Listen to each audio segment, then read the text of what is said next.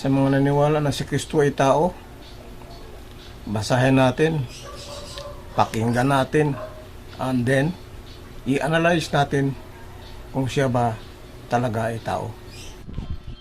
King James Version. John chapter 1 verses 1 up to 3. In the beginning was the Word, and the Word was with God, and the Word was God. Nang pasimula siya ang Verbo, at ang Verbo ay sumasa Diyos, at ang Verbo ay Diyos. The same was in the beginning with God.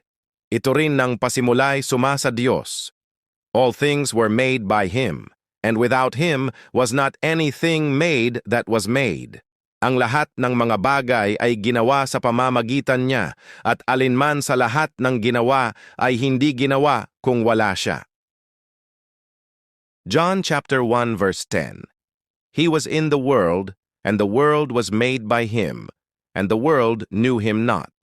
Siya'y nasa sanglibutan, at ang sanglibutay ginawa sa pamamagitan niya, at hindi siya nakilala ng sanglibutan. John chapter 1 verse 11. He was in the world, and the world was made by Him, and the world knew Him not. Siya'y nasa sanglibutan, at ang sanglibutay ginawa sa pamamagitan niya, at hindi siya nakilala ng sanglibutan. He came unto His own, and His own received Him not. Siya'y naparito sa sariling kaniya, at siya'y hindi tinanggap ng mga sariling kaniya. Unya, tao,